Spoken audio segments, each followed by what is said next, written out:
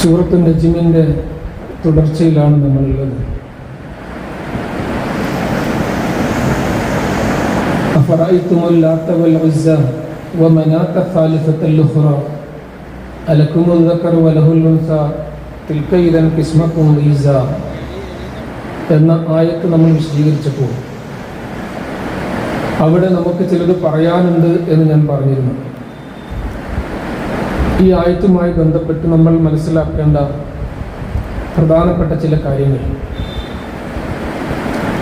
ആദ്യമായി ഞാൻ നിങ്ങളോട് ഉണർത്തുന്നത്, ഇന്ന് പറയുന്ന കാര്യങ്ങളെ സൂക്ഷ്മമായി മനസ്സിലാക്കുകയും മുൻധാരണകൾ ഒഴിവാക്കിക്കൊണ്ട് വിശുദ്ധ ഖുർആനിനെ കൃത്യമായി മനസ്സിലാക്കാനുള്ള ശ്രമത്തോടുകൂടി ഈ കാര്യങ്ങളെ മനസ്സിലാക്കണം എന്നുമാണ് ആദ്യമായി പറയാനുള്ളത്. അതിൻ്റെ കാരണം, നമ്മൾ പറയുന്ന വിഷയങ്ങളിൽ ഒരുപാട് പറയാനുണ്ട്. പക്ഷേ അതെല്ലാം നമ്മൾ പറഞ്ഞു കഴിഞ്ഞാൽ നമുക്ക് തന്നെ ഒരുപാട് സംശയങ്ങൾ ഉണ്ടാകും.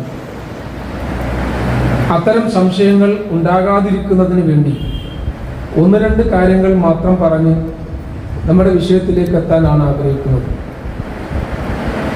പറയാനുള്ളത്, നമ്മൾ വിശുദ്ധ ഖുർആനിനെ കുറിച്ച് മനസ്സിലാക്കിയതും വിശ്വസിച്ചു പോരുന്നതും അത് അള്ളാഹുവിൻ്റെ കലാമാണ്, അത് പൂർണ്ണമാണ്, അതിൽ കൂട്ടിച്ചേർക്കാനോ വെട്ടിക്കുറയ്ക്കാനോ ഇല്ല എന്നുള്ള കൃത്യമായ ബോധ്യത്തോടു കൂടിയാണ്. പക്ഷേ ഇസ്ലാമിൻ്റെ എല്ലാ കാലഘട്ടങ്ങളിലും ഇസ്ലാമിൻ്റെ ശത്രുക്കൾക്ക് അവരുടെ ലക്ഷ്യം കൈവരിക്കാൻ അവരെന്നും ഉന്നയിച്ചിരുന്ന വാദങ്ങൾ, അത് അവസാനം അതിൻ്റെ ലക്ഷ്യം എന്തെന്ന് ചോദിച്ചാൽ, ഒന്ന് വിശുദ്ധ ഖുർആനിൽ അവിശ്വാസ്യത ഉണ്ടാക്കുക എന്നുള്ളതാണ്. ഇത് അള്ളാഹിൻ്റെ കലാമ് മാത്രമല്ല, ഇത് മുഹമ്മദിൻ്റെ വാക്കുകളാണോ അതല്ലെങ്കിൽ കെട്ടുകഥകളാണോ? നമ്മൾ സൂറത്ത് ഫുർഖാനിലെ ആയത്തുകൾ കഴിഞ്ഞ ഖുത്ബയിൽ നമ്മൾ വായിച്ചിരുന്നു. എന്താണ് മക്കാ മുശ്രിക്കുകളുടെ വാദം എന്ന് പറഞ്ഞുകൊണ്ട്. ഇത് മക്കാ മുശ്രിക്കുകളുടെ മാത്രം വാദമല്ല. വിശുദ്ധ ഖുർആൻ ഉണ്ടായ അന്നു മുതൽ ഇന്നു വരെയും അന്നും ഇന്നും എന്നും ഇസ്ലാമിൻ്റെ ശത്രുക്കൾക്ക് ബോധ്യപ്പെടുത്താനുള്ളത്, വിശുദ്ധ ഖുർആൻ എന്ന് പറയുന്നത് എല്ലാം തികഞ്ഞ സുരക്ഷിതമായ ഒരു ഗ്രന്ഥമല്ല. അത് സ്ഥിരീകരിച്ചു കഴിഞ്ഞാൽ മാത്രമേ ഇസ്ലാമിനെ തകർക്കാൻ സാധിക്കുകയുള്ളൂ എന്ന് ഇസ്ലാമിൻ്റെ ശത്രുക്കൾ അന്നും ഇന്നും മനസ്സിലാക്കിയിട്ടുണ്ട്. അതുകൊണ്ട് തന്നെ വിശുദ്ധ ഖുർആനിൻ്റെ വിശ്വാസ്യതയിൽ കളങ്കം ചാർത്തുക എന്നുള്ളതാണ് എക്കാലത്തുമുള്ള ഇസ്ലാമിൻ്റെ ശത്രുക്കൾ ശ്രമിച്ചു വന്നിരുന്ന കാര്യങ്ങൾ. രണ്ടാമതായിട്ട്, അതിൽ പ്രവാചകൻ സല്ലല്ലാഹു അലൈഹി വസല്ലമ പ്രവാചകനാണോ അല്ലേ എന്നതിൽ സംശയമുണ്ടാക്കുക എന്നുള്ളതാണ്. മുഹമ്മദ് നബി അള്ളാഹിന്റെ റസൂലാണ് എന്ന് വിശ്വസിക്കുന്ന ഒരാളെ സംബന്ധിച്ചിടത്തോളം മുഹമ്മദ് നബി പറയുന്നതെല്ലാം അള്ളാഹു പറയുന്ന വാക്കുകളാണ് എന്ന് വിശ്വസിക്കൽ നിർബന്ധമാണ്. അതാണ് നമ്മൾ സൂറത്ത് നജ്മിന്റെ ആദ്യത്തിൽ തന്നെ പറഞ്ഞത്, വമാ യന്തിഖു അനിൽ ഹവാ ഇൻ ഹുവ ഇല്ലാ വഹ്യുൻ യുഹാ. മുഹമ്മദ് നബി പറയുന്നതെല്ലാം വഹി അനുസരിച്ചാണ്. അപ്പൊ മുഹമ്മദ് നബിയുടെ ജീവിതത്തിലും മുഹമ്മദ് നബിയുടെ വാക്കുകളിലും സംശയങ്ങൾ ജനിപ്പിച്ചു കഴിഞ്ഞാൽ ഇസ്ലാമിൻ്റെ വിശ്വാസ്യതയിൽ കളങ്കമുണ്ടാക്കാൻ സാധിക്കുമെന്ന് ഇസ്ലാമിൻ്റെ ശത്രുക്കൾ വിശ്വസിക്കുന്നു. ഈ രണ്ട് കാര്യങ്ങളിൽ വിജയിച്ചാൽ ഇസ്ലാമിനെ കുറിച്ചുള്ള ജനങ്ങളുടെ വിശ്വാസങ്ങളിൽ താളം തെറ്റിക്കാമെന്നുള്ളത് ഇസ്ലാമിൻ്റെ ശത്രുക്കളുടെ മാത്രമല്ല, നമ്മളുടെ ഏറ്റവും വലിയ ശത്രുവായ ഇബ്ലീസിൻ്റെയും ലക്ഷ്യമാണ്. ഈ സംഗതികൾ മനസ്സിലാക്കാൻ വേണ്ടിയാണ് ഞാൻ ഇന്നത്തെ ഖുത്ബ ഉപയോഗിക്കുന്നത്. അഥവാ നമ്മൾ മനസ്സിലാക്കേണ്ട ഏറ്റവും പ്രധാനപ്പെട്ട സംഗതി, വിശുദ്ധ ഖുർആൻ പൂർണ്ണമാണ് എന്ന് നമ്മൾ പറഞ്ഞാൽ, നമ്മൾ സാധാരണ ഓതാറുള്ള ആയത്താണ് അൽയൗമ അക്മൽതു ലക്കും ദീനക്കും വഅത്മംതു അലൈക്കും നിഅമതി വറളീതു ലക്കും അൽ ഇസ്ലാമ ദീന. ഇങ്ങനെ പൂർത്തീകരിച്ചു എന്ന് അള്ളാഹു പറയുന്ന ദീനിൽ ചില ആയത്തുകളുടെ കുറവുണ്ട് എന്ന് പറഞ്ഞാൽ നിങ്ങൾക്ക് വിശ്വസിക്കാൻ പറ്റുമോ? അഥവാ അള്ളാഹു നബി സല്ലല്ലാഹു അലൈഹി വസല്ലമയുടെ മേൽ ജിബ്രീൽ അലൈഹിസ്സലാം മുഖേന ഇറക്കിയ ചില ആയത്തുകൾ വിശുദ്ധ ഖുർആനിൽ ഇല്ല. മറ്റു ചിലർ പറയുന്നത് വിശുദ്ധ ഖുർആനിൽ നബി സല്ലല്ലാഹു അലൈഹി വസല്ലമയുടെ മേൽ ജിബ്രീൽ അലൈഹിസ്സലാം ഇറക്കിയിട്ടില്ലാത്ത സൂറത്തുകൾ തന്നെയുണ്ട്. വിശ്വസിക്കാൻ നിങ്ങൾക്ക് പറ്റുമോ?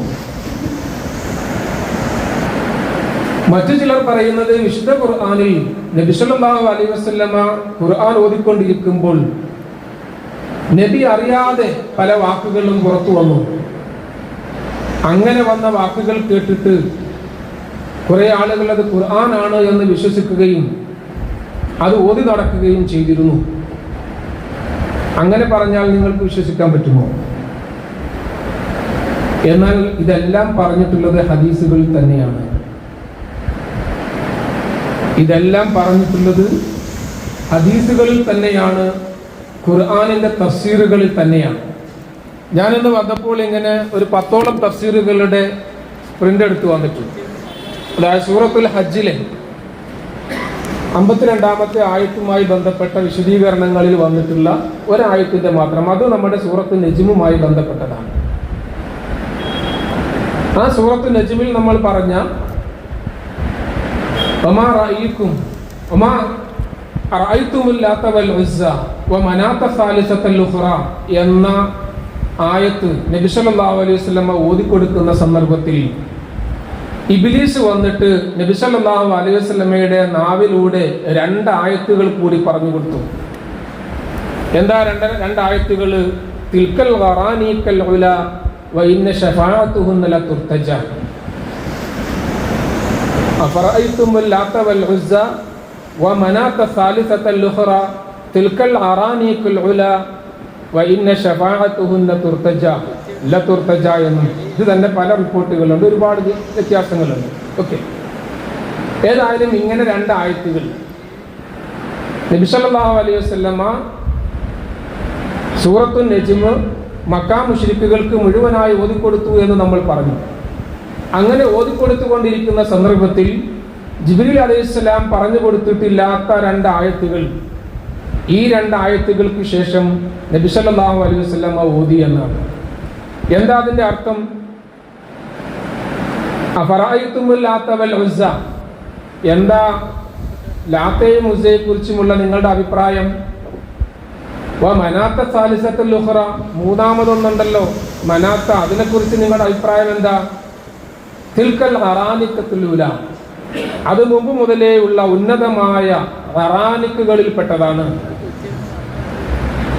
വഇന്ന ശഫാഅതുഹുന്ന ലതുർതജ, അവരുടെ ശുപാർശകൾ പ്രതീക്ഷിക്കപ്പെടുന്നതാണ്, പ്രാർത്ഥിക്കപ്പെടുന്നതാണ്, നമ്മൾ ആഗ്രഹിക്കുന്നതാണ് എന്ന 2 ആയത്തുകളാണ് അതിൽ വന്നത്. വിശ്വസിക്കാൻ പറ്റുമോ നമുക്ക്? അഥവാ ലാത്തയുടെയും ഉസ്സയും മനാത്തയും എന്ന് പറയുന്നത് അറാനിക്കത്തുൽ ഉല, ഉന്നതമായ അറാനിക്കുകൾ എന്ന് പറഞ്ഞാൽ നമ്മൾ സാധാരണ പറയാറുള്ള മത്സ്യകന്യകകളിലെ അതിന്റെ പുല്ലിംഗം, അതാണ് അറാനിക്. സമുദ്രത്തിലെ അറൂസുകൾ അല്ലെങ്കിൽ മണവാളന്മാർ, അതിന്റെ രൂപമെന്ന് പറയുന്നത് അര വരെ പുരുഷന്റെ രൂപവും, അഥവാ ഈന്തപ്പന കുലകൾ പോലെയുള്ള തലമുടിയും, കടലിലെ പായലുകൾ പോലെ നീണ്ടുകിടക്കുന്ന താടിരോമങ്ങളും ഒക്കെയുള്ള മനുഷ്യരൂപം, താഴേക്ക് മത്സ്യത്തിന്റെ രൂപം, ഇങ്ങനെയുള്ള ഒരു രൂപത്തെയാണ് അറാനിക്കുകൾ എന്ന് പറയുന്നത് എന്നാണ്. അതിനേക്കാൾ ഉപരി അറാനിക്കുകൾ എന്ന് അവർ പറഞ്ഞിരുന്നത് അക്കാലഘട്ടത്തിലുള്ള വിശുദ്ധരായ അല്ലെങ്കിൽ വിശുദ്ധന്മാരായ എല്ലാ വിഗ്രഹങ്ങളെയും മഹാന്മാരെയും കുറിച്ചാണ്. അഥവാ ഗ്രീക്ക് തത്വചിന്തകളിൽ നിലനിന്നിരുന്ന ദൈവമല്ലാത്ത അല്ലെങ്കിൽ അള്ളാഹു അല്ലാത്ത എല്ലാ ദൈവങ്ങളെയും മൊത്തത്തിൽ വിളിച്ചിരുന്ന പേരാണ് അറാനിക്കുകൾ, നമ്മൾ ശേഖന്മാർ എന്നൊക്കെ വിളിക്കുന്നത് പോലെ. അപ്പൊ അത്തരം ശേഖന്മാരിൽപ്പെട്ട ആളാണ് ആര്? ലാത്ത ഉസ്സ മനാത്ത എന്ന് ആര് പറയുന്നു? അള്ളാഹു പറയുന്നതായിട്ടാണ് ഇവർ എഴുതി പിടിപ്പിച്ചത്. എന്നിട്ട് എന്താ പറഞ്ഞാൽ ശഫാഅതുഹുന്ന ലതുർതജ, ഇവരുടെയൊക്കെ ശുപാർശകൾ പ്രതീക്ഷിക്കപ്പെടുന്നത് തന്നെയാണ്, എല്ലാ ജനങ്ങളും പ്രതീക്ഷിച്ച് പ്രാർത്ഥിച്ചുകൊണ്ടിരിക്കുന്നതാണ് എന്നർത്ഥം.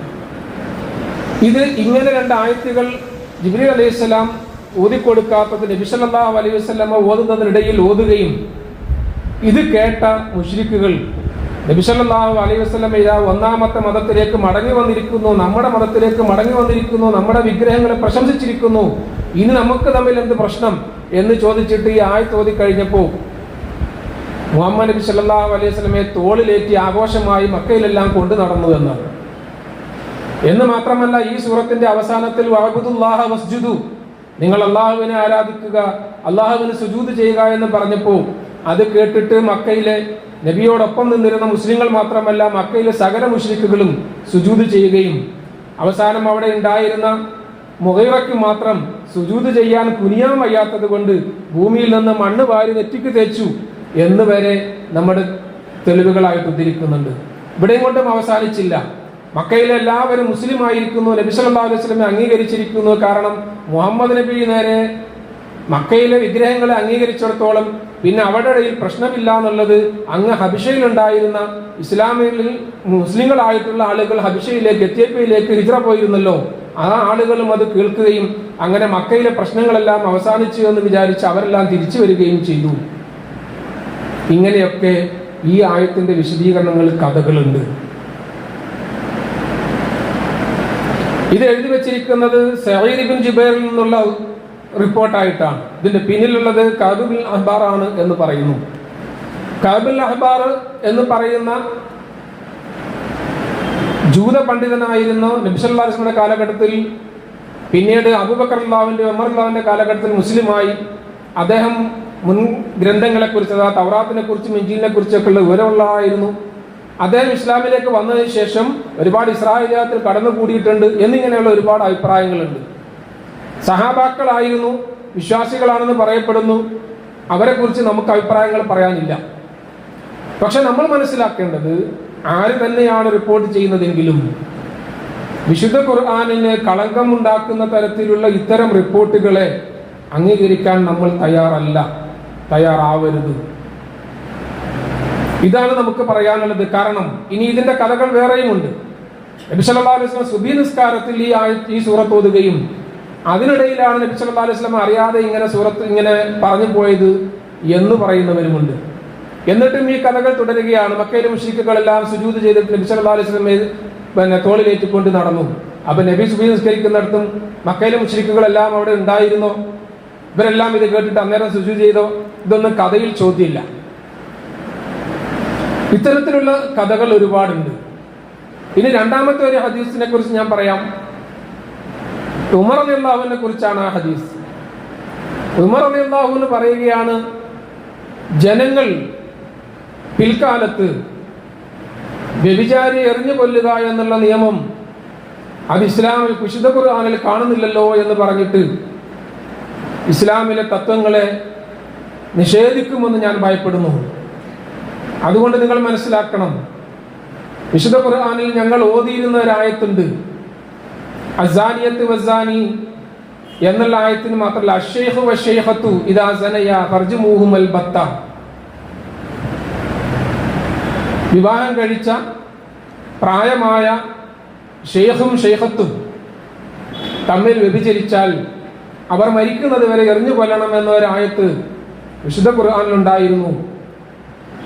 അത് വിശുദ്ധ ഖുർആൻ ക്രോഡീകരിക്കുന്ന സമയത്ത് സെയ്ദ് ഇബ്നു സാബിത്തും ഉമർ റളിയല്ലാഹു തമ്മിൽ തർക്കമുണ്ടാവുകയും ഉമർ റളിയല്ലാഹു എന്നത് എഴുതി ചേർക്കണമെന്ന് പറഞ്ഞിട്ട് കേൾക്കാതെ സെയ്ദ് ഇബ്നു സാബിത്ത് അത് തള്ളിക്കളയുകയും ചെയ്തു. അങ്ങനെ ഒരു ആയത്ത് ഖുർആനിൽ ഉണ്ടായിരുന്നു. പക്ഷെ ഇന്ന് നിലവിൽ അത് ഖുർആനിലില്ല. ഇത് ഉമർ റളിയല്ലാഹു റിപ്പോർട്ടോടുകൂടി എല്ലാ തഫ്സീർ കിതാബുകളിലും എഴുതി വെച്ചിട്ടുള്ള ആയത്താണ്.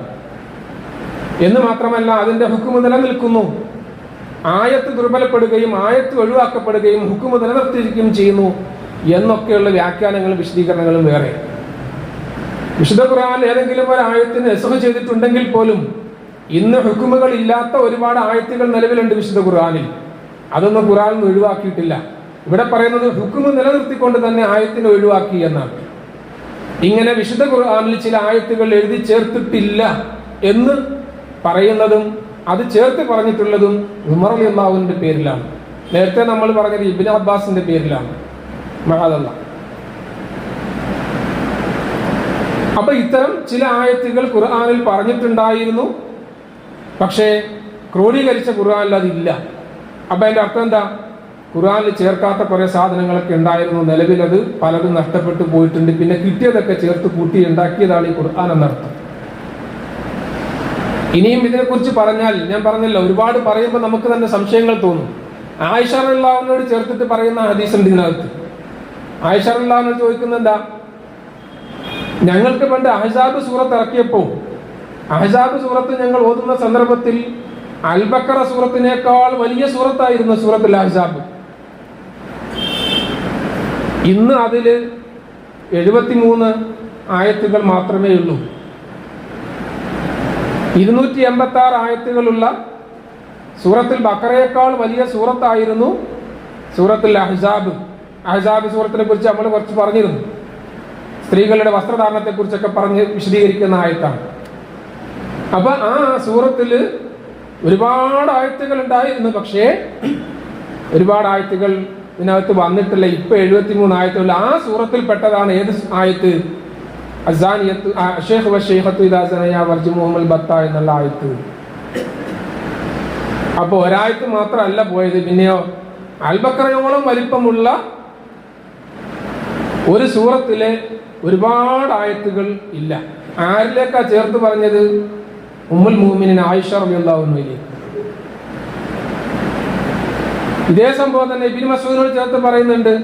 ഒരാൾ വന്നിട്ട് ചോദിക്കുകയാണ്, ഇപ്പൊ എത്ര ആയത്തുണ്ട് സൂറത്തുൽ അഹ്സാബിൽ? 73. എന്നാ കേട്ടോ, ഞങ്ങൾ ഓതുന്ന സന്ദർഭത്തിൽ, ഞങ്ങൾ വായിക്കുന്ന സന്ദർഭത്തിൽ അത് ബഖറയേക്കാൾ വലിയ സൂറത്തായിരുന്നു. ഇബ്നു മസ്ഊദ് റളിയല്ലാഹു അൻഹു ആരാണ്? അശറത്തുൽ മുബശ്ശിരീങ്ങളിൽപ്പെട്ട ആളാണ്. അദ്ദേഹത്തോട് ചേർത്തിട്ടാണ് ഈ ഹദീസ് വന്നിട്ടുള്ളത്. ഇനി മൂന്നാമത്തത് ഇതേ പറഞ്ഞ അബ്ദുല്ലാഹി ഇബ്നു മസ്ഊദിനോട് തന്നെ ചേർത്ത് പറയുന്ന മറ്റൊരു സൂറത്ത് സംഗതിയാണ്. എന്താണത്? ഇപ്പൊ നമ്മുടെ ശൈഖന്മാരെല്ലാം കൊണ്ടു നടക്കുന്ന ഒരു സൂറത്ത്, അല്ലെങ്കിൽ 2 സൂറത്തുകൾ. ഏത്? സൂറത്തുൽ മുഹബ്ബതത്തൈനി. ആ സൂറത്തുള്ളത് കൊണ്ടാണല്ലോ നമുക്ക് മുഹമ്മദ് നബിക്ക് സിഹർ പറ്റിയെന്ന് പറയാൻ പറ്റുക. അതിന്റെ സബബുൻ നുസൂലായിട്ടാണ് മുഹമ്മദ് നബിക്ക് സിഹർ പറ്റി. എന്നിട്ട് അള്ളാഹു ആ 2 സൂറത്തുകൾ ഇറക്കി കൊടുത്തു ഓതാൻ വേണ്ടിയിട്ട്. അത് ഓതിയപ്പോഴാണ് ആ കെട്ടൊക്കെ അഴിഞ്ഞു പോയത്. പക്ഷേ ആ 2 സൂറത്തിനെ കുറിച്ച് അബ്ദുല്ലാഹി ഇബ്നു മസ്ഊദ് റളിയല്ലാഹു അൻഹു റിപ്പോർട്ട് ചെയ്യുന്നതായിട്ട് പറയുന്ന ഹദീസിൽ ഈ 2 സൂറത്തുകൾ ഖുർആനിൽ ഉണ്ടായിരുന്നില്ല എന്നാണ്. അപ്പൊ ഏതാ ശരി? അപ്പൊ സൂറത്തിൽ ഇല്ലായിരുന്ന സൂറത്ത് ഖുർആനിൽ ഇല്ലാതിരുന്ന സൂറത്തുകൾ ഖുർആനിലേക്ക് വന്നിട്ടുണ്ട്. ഖുർആനിൽ ഉണ്ടായിരുന്ന ഒരുപാട് ആയത്തുകൾ ഖുർആനിൽ നഷ്ടമായിട്ടുണ്ട്. മുഹമ്മദ് നബി ഓതിക്കൊടുക്കുന്നതിനിടയിൽ മുഹമ്മദ് നബി അറിയാതെ ഒരുപാട് ആയത്തുകൾ കൂടിക്കലർന്നിട്ടുണ്ട്. ഇങ്ങനെയൊക്കെയാണ് ഈ ഖുർആനിന്റെ അവസ്ഥയെങ്കിൽ സഹോദരന്മാരെ, നമ്മൾ ഈ ഖുർആനും പൊക്കി പിടിച്ചിട്ട് എന്ത് കാര്യമുള്ളത്?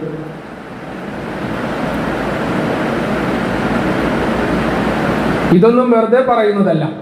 ഇതെല്ലാം ഹദീസുകളിലും തഫ്സീറുകളിലും, അതും ചെറിയ തഫ്സീറുകളല്ല, ഇബ്നു കസീർ മുതൽ നമ്മുടെ അമാനി മൗലവി പോലും ഈ തഫ്സീറിന്റെ വിശദീകരണത്തിൽ, പക്ഷെ അദ്ദേഹം വളരെ കൃത്യമായി അത് പറയുന്നുണ്ട്. ഇസ്ലാമിന്റെ കടക്കൽ, വിശ്വാസത്തിന്റെ കടക്കൽ കത്തിവെക്കുന്ന തരത്തിലുള്ള കഥകൾ പോലും ഇതിനകത്ത് പ്രചരിച്ചിട്ടുണ്ട് എന്ന് പറഞ്ഞിട്ട്, ഞാൻ നേരത്തെ പറഞ്ഞ നബി സല്ലല്ലാഹു അഫറഅയ്തുമുല്ലാത്ത വൽ ഉസ്സ മനാത്ത സാലിസത്തുൽ ഉഖറ എന്ന് പറയുന്ന ആയത്തിനെ വിശദീകരിക്കുന്നിടത്തും, സൂറത്തുൽ ഹജ്ജിൽ 52-ാമത്തെ ആയത്തിനെ വിശദീകരിക്കുന്നിടത്തും അമാനി മൗലവിയും ഇത് സൂചിപ്പിച്ചു പോവുകയും ചെയ്തിട്ടുള്ളൂ. ഈ കഥകൾ പറഞ്ഞിട്ടില്ല. കാരണം അത് വായിച്ചിട്ട് ആൾക്കാരുടെ മനസ്സിൽ സംശയം ഉണ്ടാകണ്ടല്ലോ എന്ന് വിചാരിച്ചിട്ട്.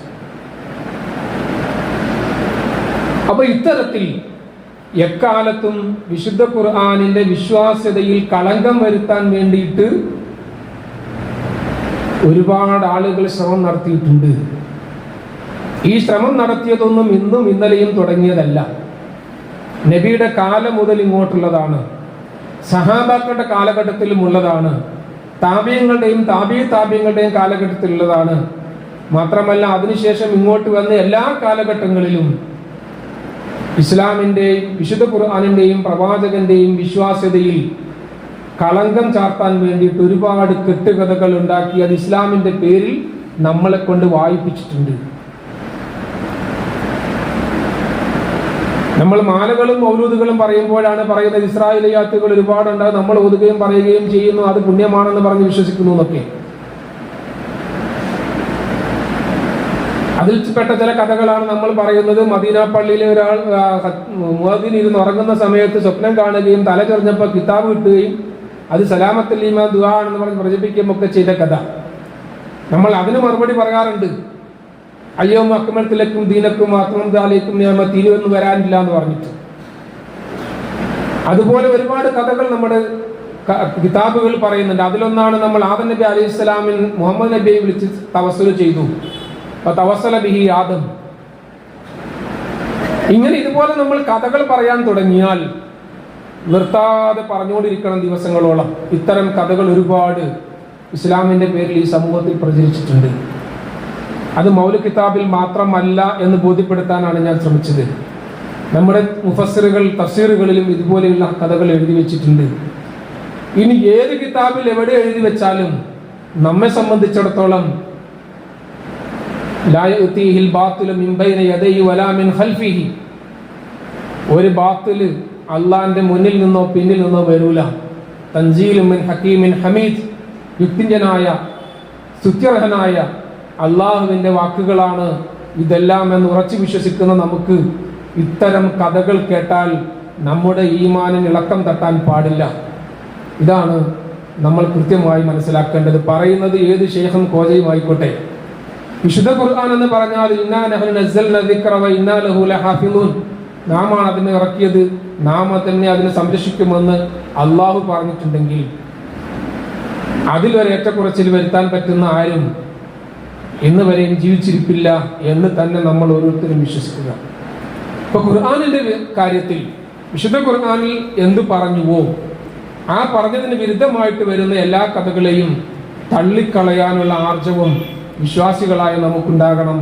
എന്നാൽ മാത്രമേ ഈമാൻ കാര്യത്തിൽ മൂന്നാമത്തത് അൽ ഈമാൻ ബി കിതാബില്ല വൽ ഈമാൻ ബി റസൂൽ നാലാമത്തതും, ഇത് രണ്ടും പൂർത്തിയാവുകയുള്ളൂ. അള്ളാഹു നമ്മളെ അനുഗ്രഹിക്കുമാറാണ്.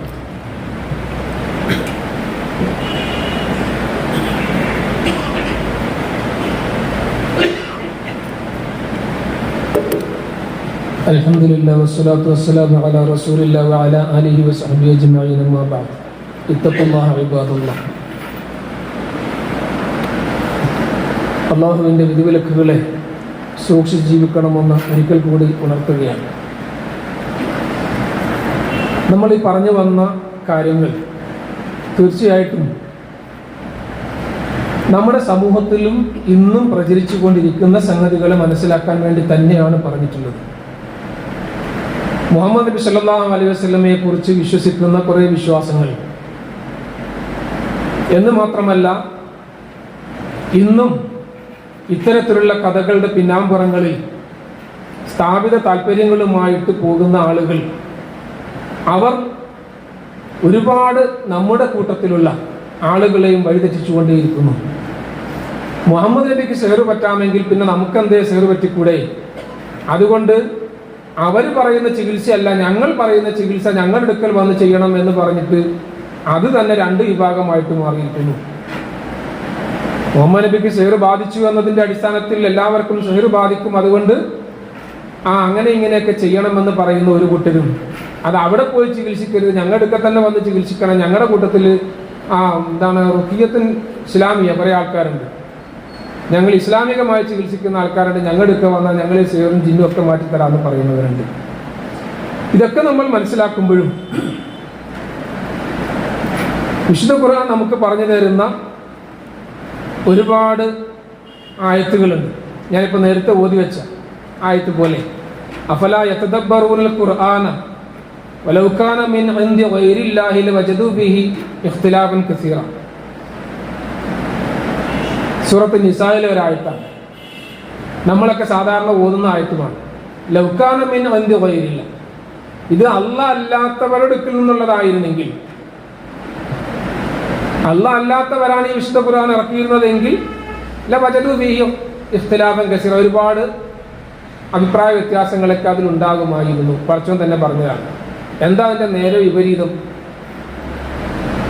ഇത് അള്ളാഹിന്റെ അടുക്കൽ നിന്നുള്ളതാണ്, അതുകൊണ്ട് ഇതിലങ്ങനെ അഭിപ്രായ വ്യത്യാസങ്ങൾക്ക് അവസരമില്ല എന്ന് തന്നെയാണ്. വിശുദ്ധ ഖുർആനിൽ പറഞ്ഞിട്ടുള്ള ഒരു സംഗതിയിൽ അഭിപ്രായ വ്യത്യാസങ്ങൾ ഉണ്ടാകാൻ പാടില്ല.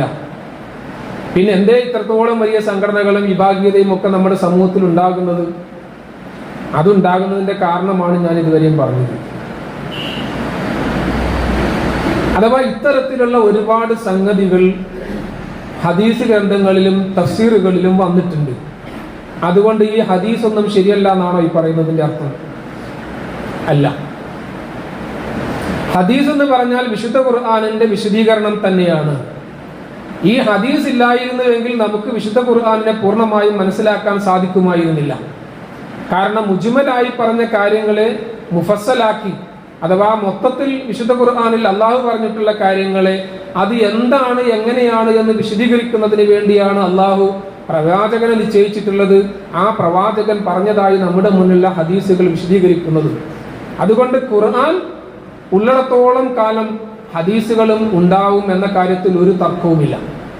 പക്ഷേ ഈ ഹദീസിന്റെ പ്രാമാണികതയെ ചൂഷണം ചെയ്തുകൊണ്ടാണ് ഇസ്ലാമിന്റെ ശത്രുക്കൾ എന്നും ഇസ്ലാമിലേക്ക് ഇത്തരത്തിലുള്ള കഥകൾ കടത്തിവിട്ടിട്ടുള്ളത്. ഇതിന്റെ കൃത്യമായ സംഗതി നമ്മൾ മനസ്സിലാക്കേണ്ടത് നബി സല്ലല്ലാഹു അലൈഹി വസല്ലമയുടെ കാലഘട്ടം നമ്മൾ എടുത്തു നോക്കുക. ഞാൻ മുമ്പ് പറഞ്ഞിരുന്നു, സൂറത്തുൽ അഹ്സാബിലെ കഥകൾ പറയുന്ന സന്ദർഭത്തിൽ നബി സല്ലല്ലാഹു അലൈഹി വസല്ലമയുടെ വീട്ടിൽ വന്നിട്ട് കഥ പറഞ്ഞ് ശല്യം ചെയ്യുന്ന ആളുകൾ, മുഹമ്മദ് നബി സല്ലല്ലാഹു അലൈഹി വസല്ലമയെ കുറിച്ച് അപവാദം പറയുന്ന ആളുകൾ, നബിയുടെ ഭാര്യയെ കുറിച്ച് അപവാദം പറഞ്ഞു വരുത്തിയ ആളുകൾ, സത്യവിശ്വാസികൾ യുദ്ധത്തിന് വേണ്ടി പോകുമ്പോൾ അവരുടെ കുഴപ്പമുണ്ടാക്കുകയും അവരെ യുദ്ധത്തിൽ നിന്ന് പിന്തിരിപ്പിക്കുകയും ചെയ്യുന്ന ആളുകൾ, എന്തെങ്കിലും കിട്ടാനുണ്ടെങ്കിൽ ആ സന്ദർഭത്തിൽ ഞങ്ങളാണ് മുന്നിൽ എന്ന് പറഞ്ഞ് മുന്നിൽ വന്ന് നിൽക്കുന്ന ആളുകൾ, ഇങ്ങനെ നബി സല്ലല്ലാഹു അലൈഹി വസല്ലമയ്ക്ക് പോലും ഇവരുടെ ഉള്ളിന്റെ ഉള്ളിൽ എന്താണെന്ന് തിരിച്ചറിയാൻ കഴിയാതിരുന്ന മുനാഫിക്കുകൾ നബിയോടൊപ്പം ജീവിച്ചിരുന്നു എന്നുള്ളത് വിശുദ്ധ ഖുർആൻ നമുക്ക് പറഞ്ഞു തരുന്ന കഥയാണ്. അപ്പോൾ നബി സല്ലല്ലാഹു അലൈഹി വസല്ലമയോടൊപ്പം തന്നെ മുനാഫിക്കുകൾ ഉണ്ടായിരുന്നു. ആ മുനാഫിക്കുകളുടെ ഉപദ്രവം കാരണം നബി സല്ലല്ലാഹു അലൈഹി വസല്ലമയ്ക്ക് ഒരുപാട് പ്രയാസങ്ങൾ ഉണ്ടായിരുന്നു.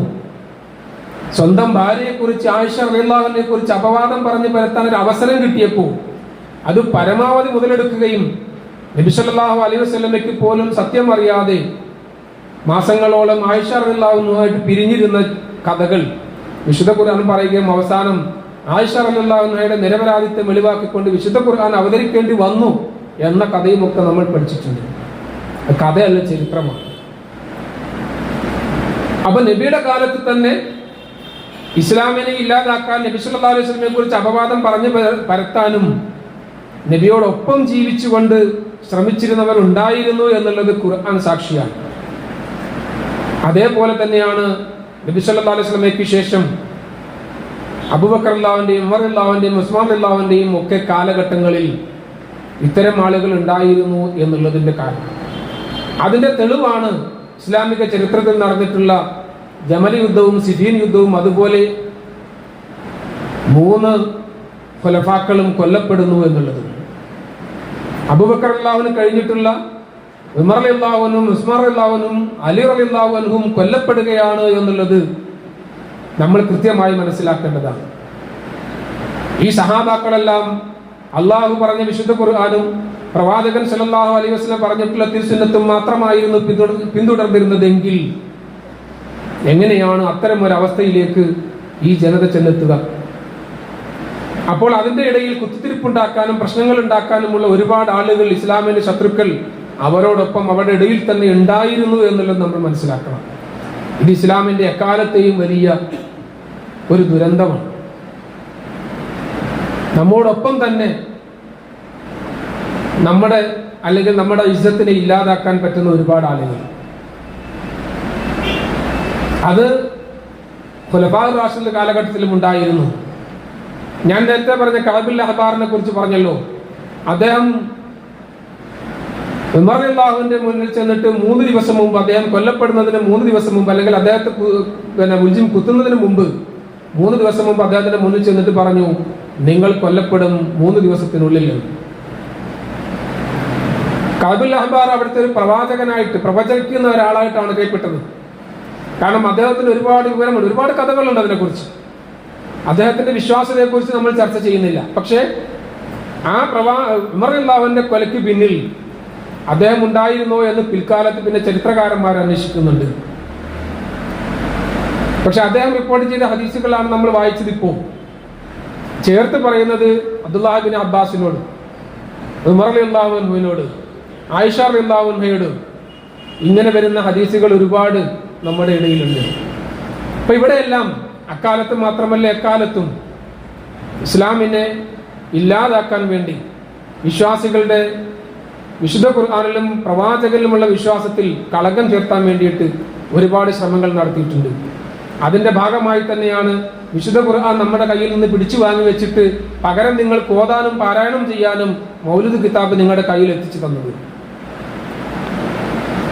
ഇസ്ലാം എന്താണെന്ന് മനസ്സിലാക്കുന്നതിന് പകരം, ഇസ്ലാമിലെ പ്രവാചകനെ മനസ്സിലാക്കുന്നതിന് പകരം പ്രവാചകന്റെ പരമ്പരയിലുള്ളവരാണ്, അവർ തങ്ങന്മാരാണ്, അവരിലൂടെ എന്തും സാധിക്കുമെന്ന രീതിയിൽ അഹ്ലു ബൈത്തിനെ ദിവ്യവൽക്കരിച്ചതും ഇതേ ജൂതന്മാർ തന്നെയാണ്.